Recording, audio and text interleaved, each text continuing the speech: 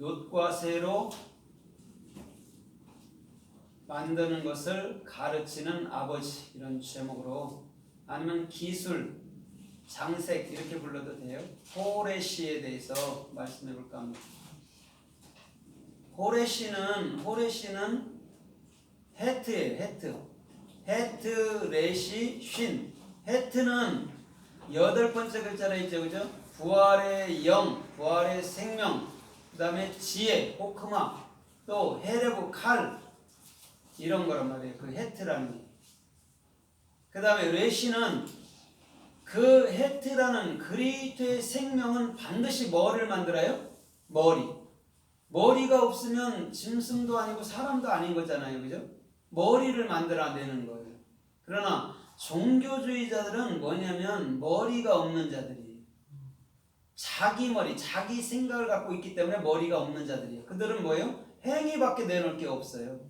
그런데 그리스도의 생명이 내 안에 들어오면 반드시 머리를 만드는데, 그 머리는 나의 맨 꼭대기라는 베레시트, 태초에란 말이에요. 그러면 주님은 언제부터 있어요? 언제부터? 태초부터 어디에? 초가름들 안에. 그러면 여러분들 안에서 주님은 단 한 번도 떠난 일이 없어요. 그곳에서 자기를 어떻게 해요? 자기를 드러내 보여주시는 거예요.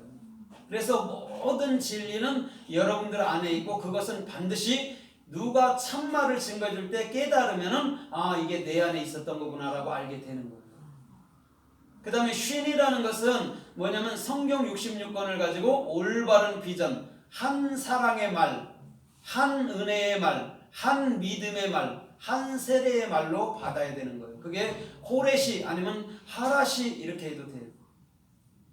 그러면 오늘 보세요. 지금 신라잖아요. 신라. 야다와 신라가 있는데, 아다와 신라가 있는데, 신라라는 게 뭐냐면 차대. 책임져서 일켜주는 자예요. 그게 신라예요. 신라가 누굴 낳아요? 투발가인. 투발이 뭐냐면 가인인데 투발이 붙었단 말이에요. 투발이라는 것은 뭐냐면 타부예요. 십자가를 완벽하게 경험한 자가 투발가인이란 말이에요. 그러면 가인처럼 그 소망이, 그리스도인은 그 소망이 마음에 있는 자인 줄 믿습니다. 그게 투발가인이에요. 투발가인을 반드시 신라는 낳아야 되는 거예요. 누구를 가리키기 위해서? 예수와 그리스도를 가리키기 위해서 낳아야 되는 거란 말이죠. 그래서 놋과 새로 만드는 일을 가르쳤단 말입니다. 그러면 놋이라는 것은 뭐냐면 네오셰트, 눈, 헤트, 쉰, 타구란 말이에요. 그러면 네오셰트라는 게 누구예요? 창세기 3장에 보면 나하시. 그 다음에 민수기서 21장 8절로 9절에 보니까 불뱀에 물린 자들을 놋뱀을 형상해서 다니까 그걸 쳐다보니까 살았어요. 놋뱀이 지금 뭐예요? 지금 이거예요. 네오셰트, 놋뱀이. 그러면 이 놋이라는 게 누굴 상징하고 있어요? 십자가에 돌아가시는 예수 그리스도를 상징하고 있단 말이에요. 그게 목표가 돼야 돼. 그게 완성이 돼야 돼. 이런 말이에요. 그 다음에 철이라는 건 뭐냐면 바젤이에요. 바젤. 베이트, 레시, 자인, 라메드. 그럼 베이트라는 게 마음이잖아요. 그죠? 그럼 십자가를 마음으로 갖는 거예요. 놋과 새잖아요. 놋을 마음으로 가져. 그러면 그게 뭐가 돼요? 우리의 머리가 돼요. 바젤이니까. 그럼 머리가 되면 반드시 성령으로 인해서 참 복음을 우리는 수행하는, 그 명령에 수행하는 자인이 돼야 된단 말입니다. 그 다음에 라메드라는 진리를 가르쳐주는 거예요. 그게 철과 놋으로 된 것을 그것을 장색들이 만들어서 가르쳐주는 역할이에요. 그러면 오늘 철과 놋은 성전 안에 쓰이는 것이고, 그 철과 놋은 반드시 예수 그리스도를 상징하는 것인 줄 믿습니다. 그것을 가진 자가 투발가인이에요. 그래서 여기서 지금 이분은 번역을 안 해놨는데, 여기서 보면 날카롭게 하는 기계를 만드는 자 이렇게 원래 해석이 돼야 되거든요. 근데 이 사람은 그걸 빼버렸어요. 날카롭게라는 게 있단 말이에요. 날카롭게라는 게 뭐냐면 그 테트를 갖고 있어요. 하나님의 선하심, 라메드를 갖고 있고, 그럼 하나님의 선하심으로 어떻게 해요? 가르침을 주는 게 날카롭게 만드는 거예요. 그럼 칼은 날카로워야 될 줄 믿습니다.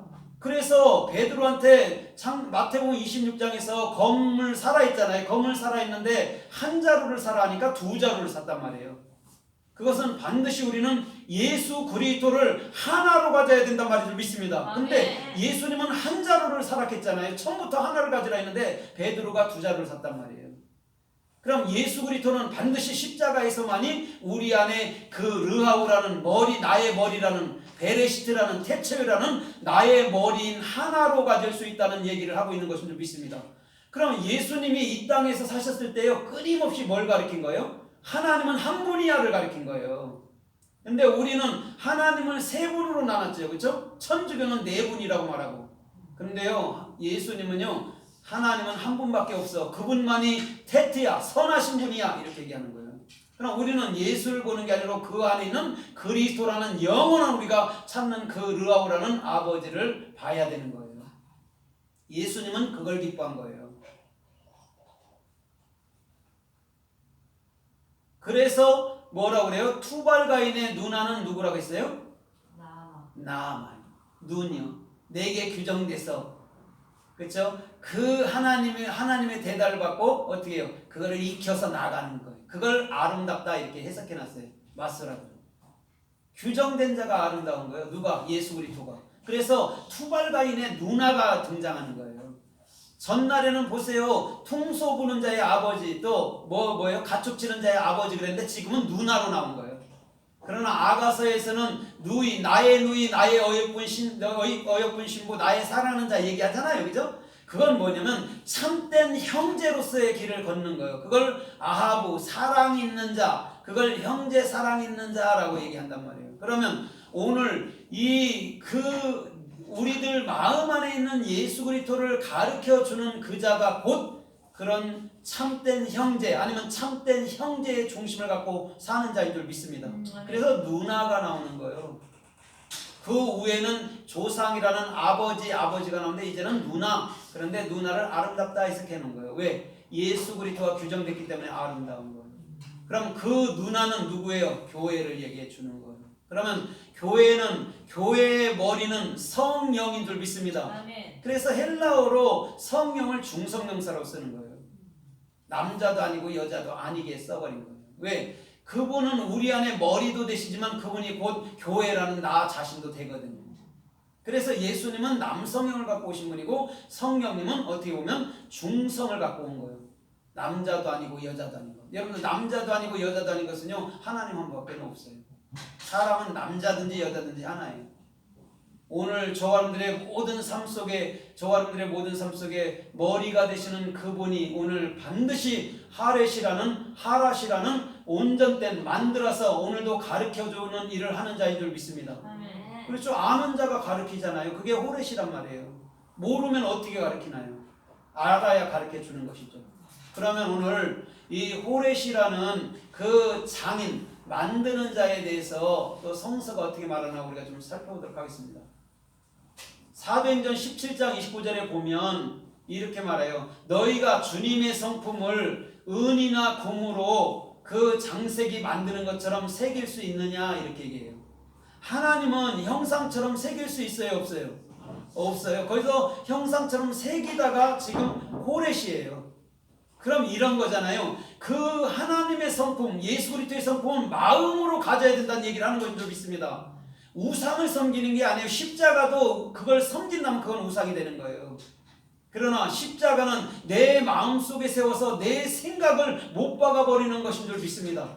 그거하고 우상으로 섬기는 거하고는 천지차이에요. 그러면 이렇게 보세요. 성화 앞에 가서 기도하는 거 돼요? 안 돼요?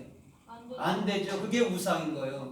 예수 그리스도는 영으로 나의 마음 안에 계신 분이기 때문에 소리를 내도 되고 안 내도 된단 말입니다. 내 안에 계시기 때문에 오늘 그분이 오늘 호레시라는 장색 새긴 자의 의미인 줄 믿습니다. 그래서 디모데후서 4장 14절에도 이렇게 말해요. 사도 바울은 구리 장색 알렉산더가 우리에게 많은 해를 보였느니라 그래요. 구리 장색이 뭐냐면 구리로 어떻게 해요? 모든 물품을 만드는 자를 구리장색이라고 얘기한단 말이에요. 지금 호렛이라고 얘기한단 말이에요. 기술자를. 그러면 기술자가 뭐예요? 기술자가 원래는 엘로힘이요. 그래서 공 잘 던지면 그걸 기술자면 그걸 엘로힘 신이라고 얘기하는 거예요. 그 방면엔 신이요. 탁구 잘 쳐도 그 방면엔 신이요. 그게 그러면 엘로힘이 곧 누굴 말하는 거예요? 사람을 말하는 거예요. 탁구만 잘 쳐도 그게 신이라니까요. 그게 엘로힘이라니까요.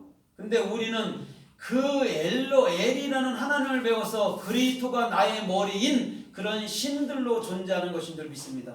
그게 그리스도인이에요. 그래서 창세기 24장 21절에도 엘리에셀이 리브가를 만났을 때 뭐라고 그래요?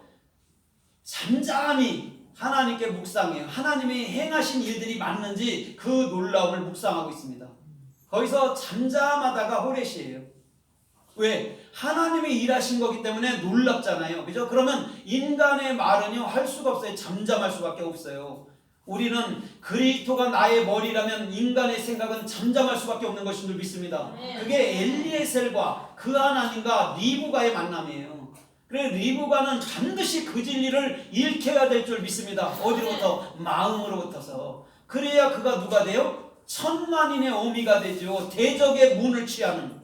여기서 대적이 뭐냐면 사탄이에요. 하나님의 올바른 비전이 내게 규정되면 달래